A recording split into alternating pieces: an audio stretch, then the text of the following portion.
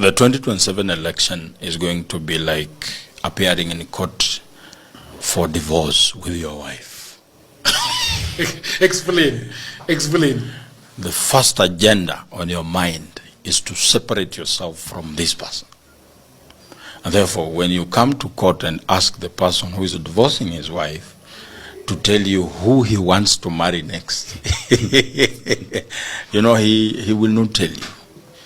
His focus is to get rid of. I like the psychology and the philosophy around that statement. I was looking at Matiang'i. Okay. Where people were saying that he looks like a person who can bring change. But again, Matiang'i has been part of the problem. He's saying he just resigned from World Bank.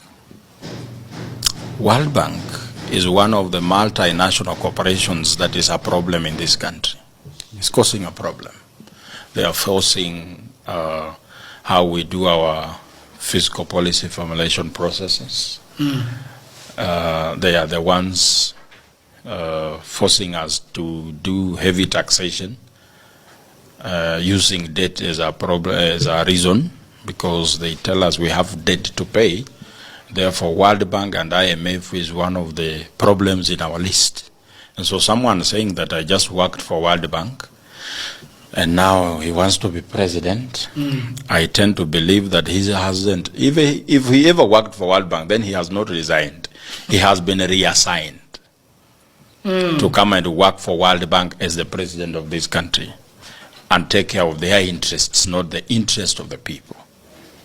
Because we have a problem with them. They are using public debt as a way of controlling the running of our country. And that's one of the reasons I do not believe Matiang'i can be a fresh breath in our leadership. When you look at domestically, who is supporting Matiang'i? It's Uhuru Kenyatta. The same person. I don't know how he. It's Uhuru Kenyatta. He's saying he wants to run on Jubilee. Who is Jubilee? Who is behind Jubilee? Who appointed him to cabinet is Uhuru Kenyatta. Okay. Even when he speaks publicly, he speaks highly of President Uhuru. There's a mouthpiece. Yes. President Uhuru Kenyatta, during his time, 6.5 trillion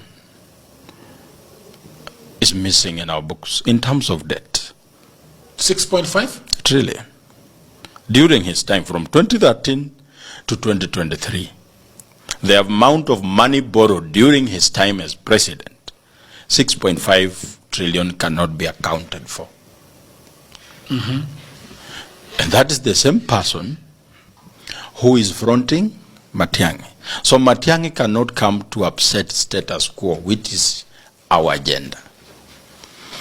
So using those parameters. But they said that he ran a very good.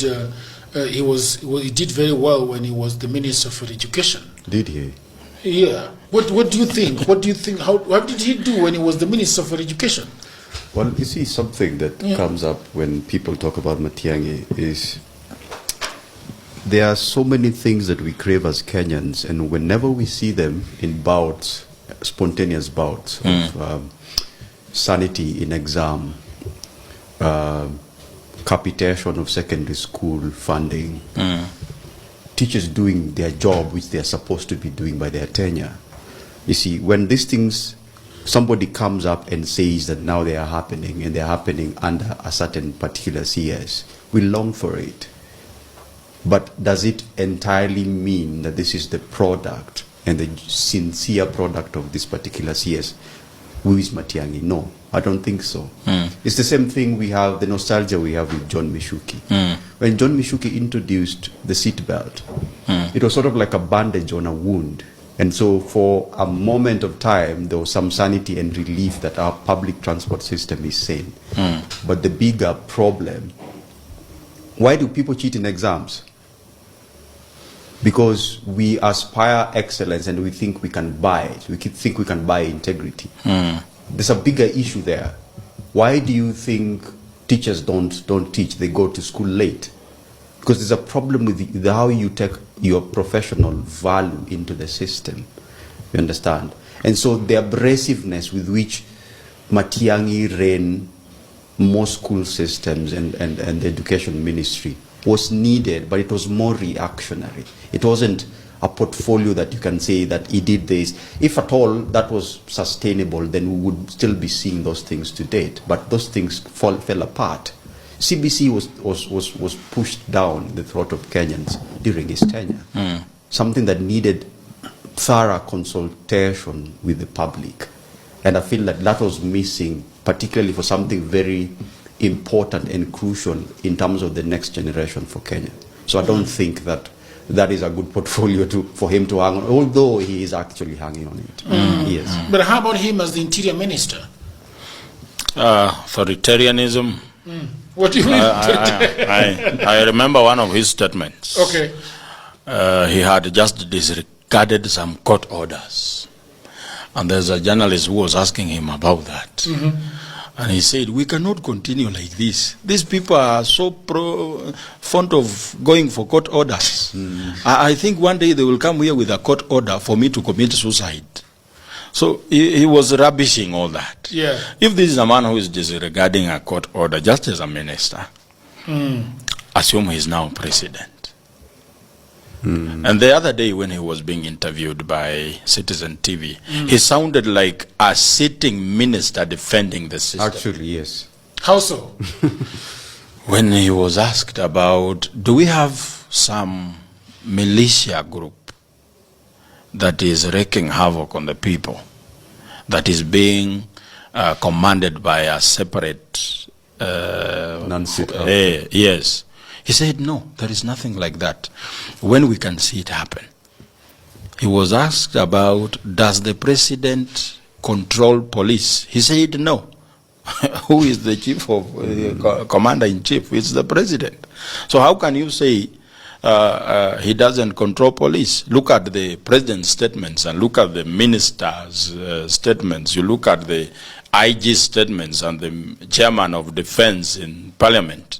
They all synchronize, which means they are speaking from one source. Script, yeah. So when Matiang'i says that those are independent institutions, we see him as just someone who is coming to do the exact same things. It's only that he's not the one in control. He wants to be the one in control. So using those parameters, Matiang'i does not qualify to be president. Now, but then we have Gachagua. Where is Gachagua in the entire equation? I wonder. We cannot be saying Ruto must go, then think of Gachagua to become president. You know, it's like you say you don't want to suffer from cholera, you prefer typhoid. Really? You are still going to have problems. But then again, I want to invite you to a certain perspective. Yes. We've always had this problem, and I think even when we installed the bromance of Ruto and Uhuru Kenyatta in 2013, I think that's the same headache that probably Odor Jagero is leading towards. It's for me, it's impossible morally, ethically, constitutionally. Like, it's impossible for me to separate Rigathi and Ruto. In fact, in so many ways, Ruto is possible because of Rigathi, whether it is the political underpinnings of how things worked, and the negotiations that were dealt, which the country is not seeing, but a political commentator might see that this was actually possible. So he is not inconsequential, and I think this is something that most Gen Zs, whenever they think about the bigger hope of rescuing ourselves from the first priorities, divorcing from Ruto like you have actually premised, we don't think of the consequential actors, political actors. And whether we like it or not, there are people we still want to win over, whether it is by persuasion, whether it is by civic education, whether it is by telling them that you cannot afford to separate Rigathi from the mess we want to run away from, we want to divorce from. So in what ways is Rigathi consequential to the 2027 matrix? In what ways, whether he's running or supporting a person or financing, or just generally his rhetorics, his commentary on the political scenario. Sloganeering. There are people who actually believe in him so much that whatever he says Sasa tumechoka na Ruto. Yaani tumechoka. Bwana. Kama ni Ruto tutaki president wake bana. Hakuna kazi. Yaani tunakula msoto. Sasa kwa nini tuwe na rais kama wewe bana? Mimi nimesema kama hizi salamu zikufikie bwana rais, tumechoka na wewe.